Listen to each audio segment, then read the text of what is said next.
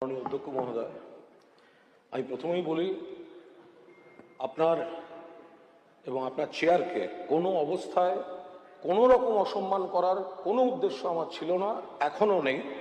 আমার কোনো আচরণ যদি আপনার কাছে মনে হয় সেটা চেয়ারের জন্য অসম্মানের, আমি নিশ্চিতভাবে সেখানে আমি দুঃখ প্রকাশ করছি। আমার সমস্যাটা স্যার, যেহেতু এসব রাগঢাক করে কোনো লাভ নেই, একটা সমস্যা হয়ে আছে বিরোধী পক্ষে। তা আমি মাননীয় মুখ্যমন্ত্রীর কাছে আমরা 5 জন গেছিলাম যে যেহেতু মাননীয় স্পিকার স্যার যে কোনোভাবেই হোক, বিচারাধীন বিষয় আমি বলবো না, একটা অংশকে বিরোধী দলের ব্যাখ্যা দিয়েছেন, তো আমরাও তো বলতে চাই, আমিও তো নির্বাচিত হয়ে এসেছি, আমিও তো পড়াশুনো করে তথ্য প্রমাণ দিয়ে বলতে চাই। তো সেখানে আমি প্রথম কদিন মেনশন ইত্যাদি ইত্যাদি সব করেছি।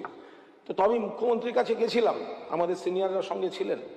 তো মুখ্যমন্ত্রী তখন মাননীয় পরিষদীয় মন্ত্রীকে ডেকে পাঠান আমাদের সামনেই, শঙ্করবাবুকে, এবং বলেন তো ঠিকই, আমরা বলি যে আমাদের একটা ঘর, বসার ঘর দিলে ভালো হয়। তো মুখ্যমন্ত্রী বললেন হ্যাঁ ঠিক, ওনাদের ওখানে শোভনদেববাবু, বিমানবাবুর মতো সব সিনিয়ররা আছেন, শঙ্করবাবু ওনাদের একটা ঘর দিন। তখন আমরা বললাম যে এই বলার বিষয়টা কি হবে, কারণ স্যার আপনি তো অপোজিশন চিফ হুইপ যাকে করেছেন, অফিসিয়ালি তিনি লিস্ট দেবেন। এবার আমাদের সঙ্গে একটু সমস্যা হচ্ছে, কি বলবো আর বলুন, এ তো আর লুকিয়ে লাভ নেই।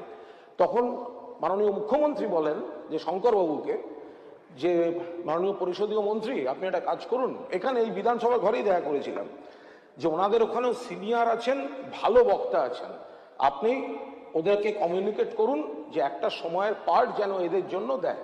তা আমাদের যিনি দলনেতা শোভনদেব চট্টোপাধ্যায় সেই অনুযায়ী একটি করে নাম অপোজিশন চিফ হুইপ আকরুজ্জামানকে দেন। কিন্তু আকরুজ্জামান তিনি আমাকে, তার সঙ্গে আমার কোনো ব্যক্তিগত শত্রুতা নেই স্যার, পুরনো পরিচয়, কদিন আগে একসঙ্গে প্রেস কনফারেন্স করেছি স্যার। তো এখন সেদিন এবার অফিসিয়ালি ওনাকে লিস্ট দিতে হবে। আপনি স্যার চেঞ্জ একদিন করে দিয়েছিলেন, কিন্তু আপনিও করতে পারবেন না। আরে শেষ করতে দিন, শেষ করতে দিন। আপনার এই বিষয় না, সেদিনের বিষয়টাই থাক। আর স্যার সেই দিন আপনারা করবেন সেদিনকার বিষয়, যেহেতু আমার নাম বারবার দেওয়া হচ্ছে আর ওরা আমার নাম কেটে দিচ্ছে, আমি সেটা একটা প্রতীকী প্রতিবাদ আমি অপোজিশন চিফ হুইপকে বলেছি আমাকে অন্তরোধ করা হবে। ঠিক আছে, তার সঙ্গে স্যার আপনাকে অসম্মানের কোনো সম্পর্ক নেই, আপনাকে অসম্মানের স্যার কোনো সম্পর্ক নেই। ফলে এটাকে অপব্যাখ্যা করে যদি আবার আমার উপর আপনারা আক্রমণ চাপিয়ে দেন, তাহলে আবার এই একই জিনিস। আপনি বসুন, হয়ে গেছে তো।